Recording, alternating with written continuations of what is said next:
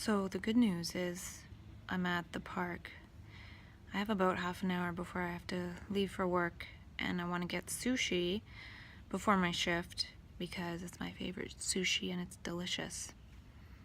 And the not so good news is that I'm feeling this sense of death and the past subtly in the background, like it could get worse. It's definitely there. And I kind of scared myself last night talking to a friend on iMessage, and I was talking about how it doesn't take time for this shift into a different reality to happen. And in a certain sense, it has already happened because I've been there, blah, blah, blah. And then I said something about how a shift in consciousness and the total consciousness of humanity can change the laws of physics, it can change gravity, blah, blah, blah. And then my brain flashed to something really out there, which was there was a shift in consciousness that created such human disasters in the past. And I won't go into that, but think all of a sudden something falling at the speed of gravity. And so it scared me, and I stopped. And so I took some vitamin C, and that supposed fear of seeing something so vastly scary disappeared very quickly. But I have this sense of feeling a little bit fragile and on shaky ground, feeling like these feelings of death could come back, because Sunday is the 8.5-month mark, and that's the longest I've gone without one of these crises where I feel like I'm dying or something. So I'm going to reach out to a friend to let them know I might need some support to dialogue through this, because I have had many parts of this too, and it seems to happen when my brain goes too far into possibilities, and then scary possibilities open up as well. Like feeling like we're killing each other with our thoughts, feelings, and actions, and then something happening as a result of the collective thoughts, feelings, and actions of humanity. Not, oh, it's one person's fault or another, but we all play a role, and then feeling so deeply responsible for that. But then I also wrote down that that means that we can change the world with our thoughts, feelings, actions, which is part of epigenetics, which I talk to myself a lot about. So really, this is having a sense of the epigenetics that I've participated with to co-create tragedy in the world, and it feels immensely sad. And then it connects me with things that are troublesome besides this mental health thing that I've talked about. And it feels like the mental health thing is an abstraction away from the major issues that are happening, and we don't know how to deal with them, so then it creates these personal mental health problems. So I don't want to get into that too much today. I think I need to spend a few days not thinking about business ideas, not thinking about possibilities or extrapolating, but being in the park. And the good news is I purchased gasoline from Chevron and saw a little sign that with 25-liter purchase right now, you get a scratch and win. So let's see if I won $10,000.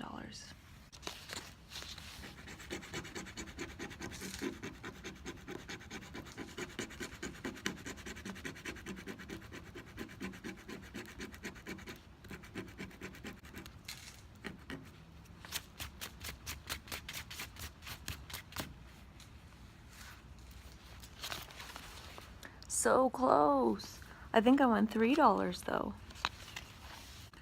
So I drank my yerba mate this morning, but I didn't drink any extra coffee, and I'm not going to.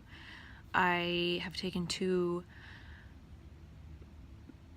packets of the lipospheric vitamin C today, and I'll take up to 4. I've been only taking 2, but those seem to help calm things down when this stress or distress or allostatic load of humanity comes in.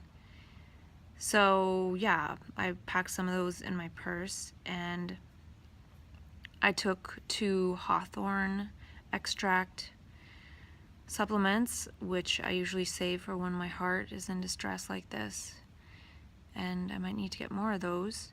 And I'm also wearing my chest strap right now because after I finish talking to myself a little bit, I'm going to do some coherence breathing here in the park and get my physiology into a coherent state. And I have one foot on the ground, earthing, and more bad news, my little car, I think the windshield, the front windshield is leaking because the steering wheel cover feels wet and my leg feels a bit wet, so I think I sat in a bit of a wet spot. So I'm going to seal that up with some glue of some kind, glue my little car back together, and I need to buy some more conditioner, and I didn't bother to straighten my hair or dry it because it goes curly so quickly. I think it might be the micronutrients and the minerals. Speaking of which, I need to take my next dose of micronutrients, and my water bottle is in the car. So yeah, feeling a little bit disconnected. There was some fear last night. It felt like fear, and then right after that I was kind of giddy and laughing, so I moved away from it quickly. But it's still there. The shock of it all is there. The shock of the realization of the interconnectedness and the oneness of all of this. And then it feels like every little move is so important. But then one can get stuck. It's one of those leather jacket fly things. One can get stuck on every little move and the importance of it, and giving more significance to insignificant moves, but they are significant, but we don't know what the significance is, so we make up significance, and I can see a lot right now. And the good news is I can hear the frogs. I should say the beautiful news. I don't like good.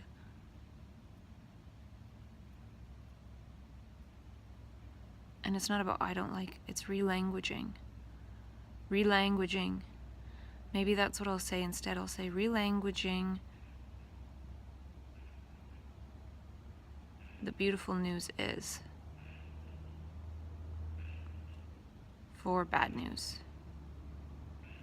Because as soon as one says something like, I want to replace the word bad with, or good with beautiful news, then one's saying I don't like, which is the same thing.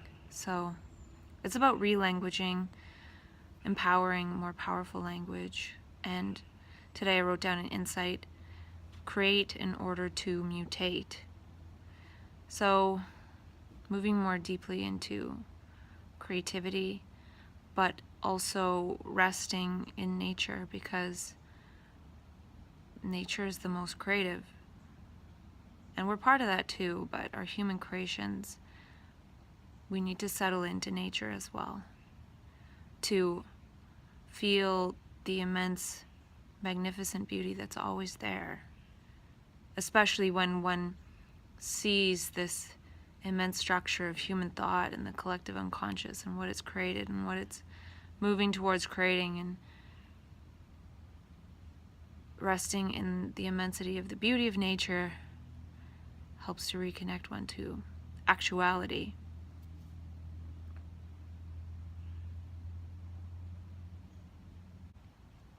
And I also wrote down this morning, help less for helplessness, meaning empower more.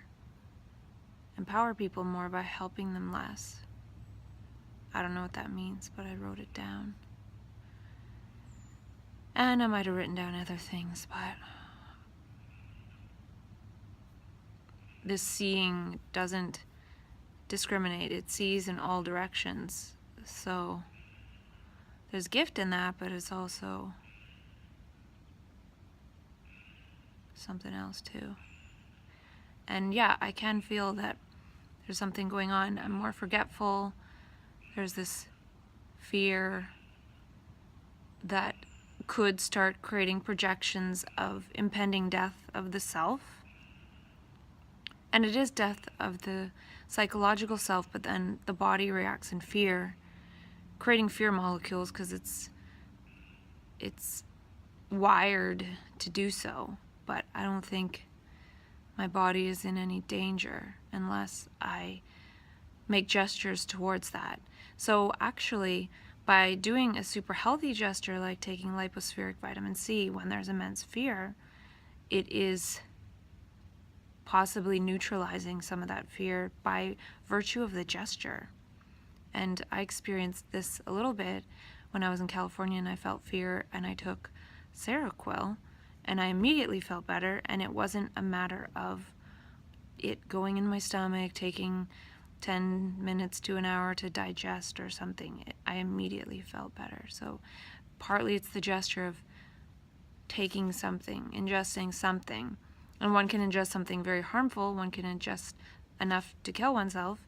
One can ingest 1 PRN to calm down. One can ingest vitamin C. One can ingest whatever it is. I feel like the more healthful the gesture, the better. Imagine if when we felt emotionally stressed out, we did something so healthy as opposed to eating a cookie or watching TV that goes with that. We often do things that resonate with that. So feeling bad, we eat bad food. What if we ate something really healthy when we felt bad? Then that might neutralize some of that and also create health, which is what we are looking for in a way. And I'm just jabbering on. So if I do go into some kind of distress and crisis, I'm pretty sure I've talked to myself before about tethering myself somewhere and going through it. I don't feel it'll come to that, though it might be quite challenging, but I'm wondering if I can go through it and kind of ignore it and not make a big thing out of it. And that's what I did last time, and I took Seroquel to get through it. But can I get through it without any PRNs, any kind of medication, and barely even let anyone know that it's happening except for maybe one friend or something?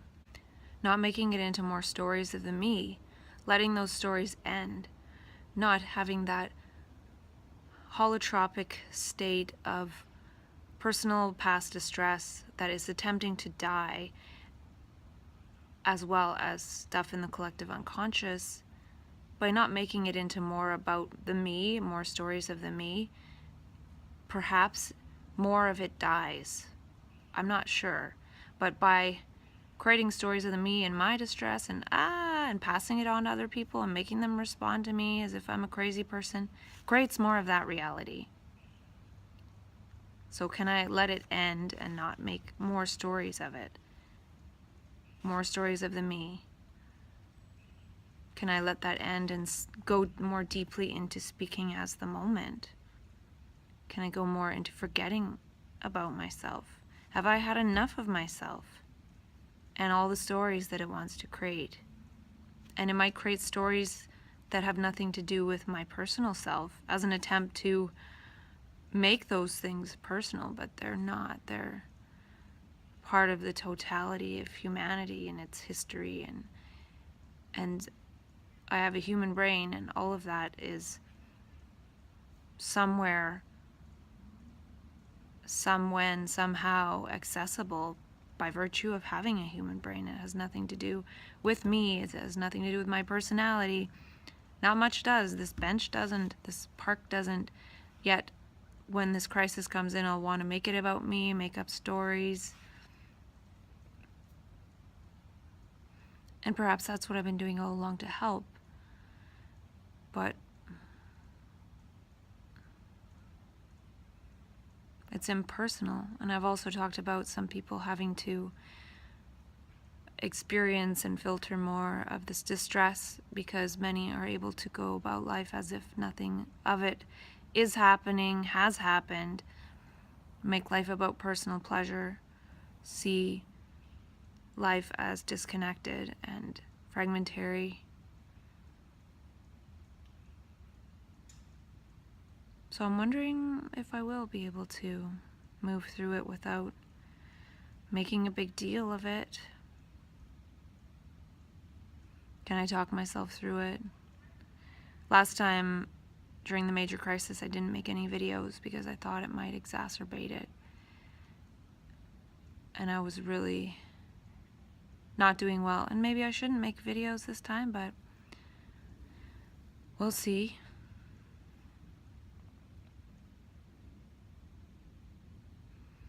And I have a peer support shift today, and I have 2 a week facilitating starting next week. And depending on how the next few days go, maybe I won't even be able to facilitate. I don't know.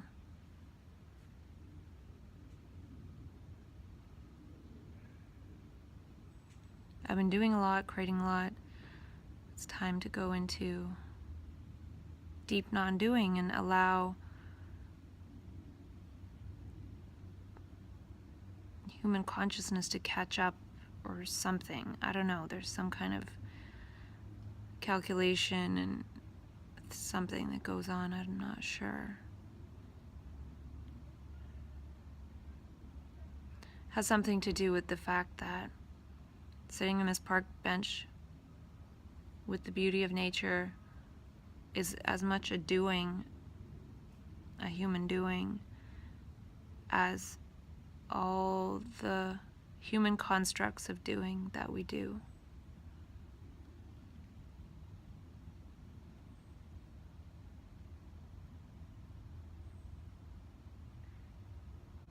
How can we expect the universe to co-create with us if we're not able to be with it, sit with it, in complete non-doingness?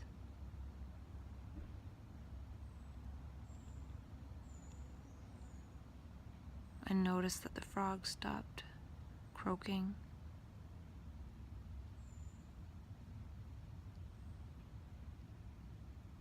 I noticed the trees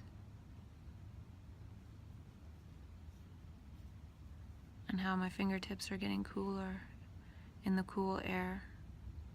Today I feel is the first day of fall. Yesterday it was gorgeous outside, today rainy, tomorrow's supposed to rain. There'll be a lot of rainy days. My being will need to adapt to that because I have seen very little rain since February, since mid-February.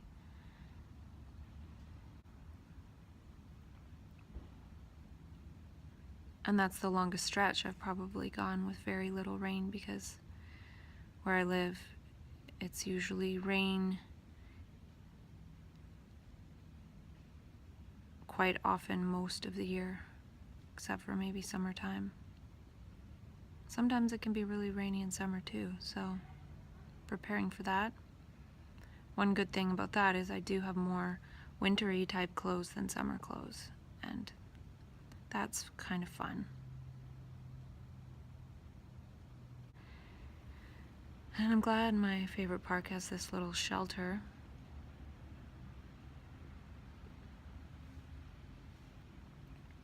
Hopefully I can find some warm boots to be able to sit here and hang out. Maybe I can find a portable heater for outside. That is a good idea. I like that idea. I'm gonna write that down.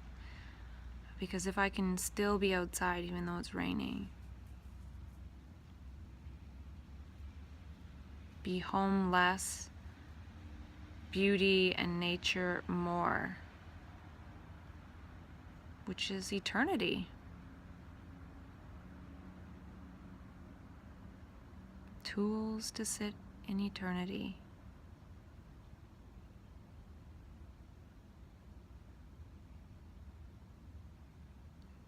I'm going to be a homeless person. And I was designing more possibilities for the trip I want to go on. Going to go look at camper vans in the next few days, as long as I feel alright.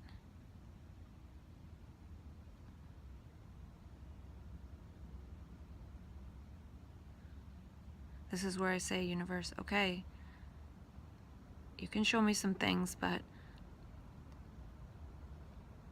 I've got this. You don't need to completely freak this being out. I can see.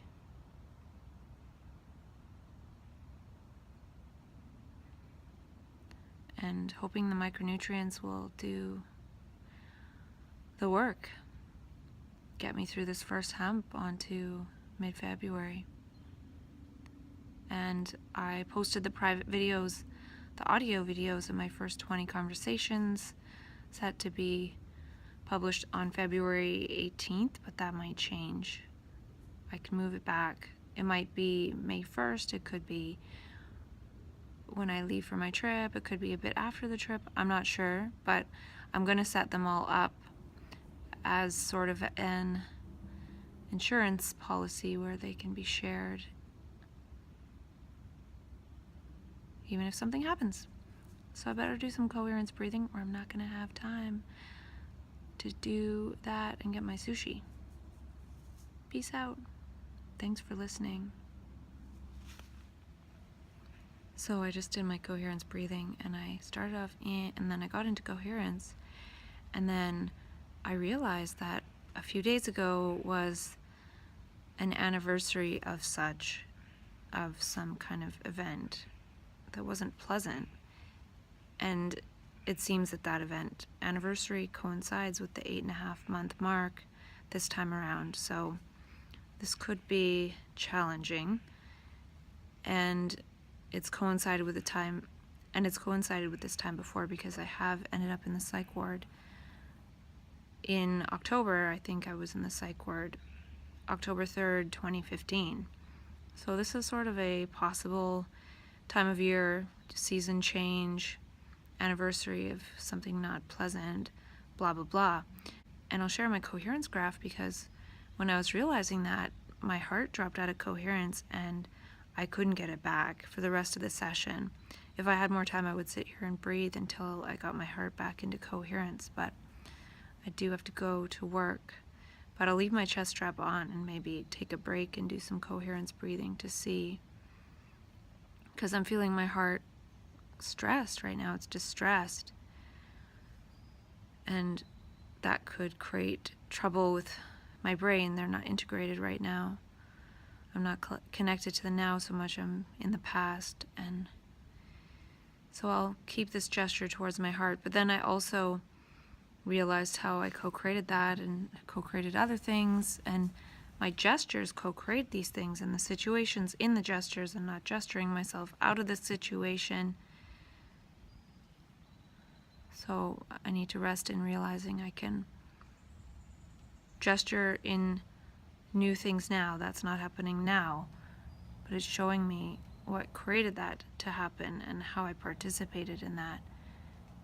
And that the opposite can happen, where they can be gestures and acts of beauty and moving and living creatively. I'll talk about that more later, but I do have to go.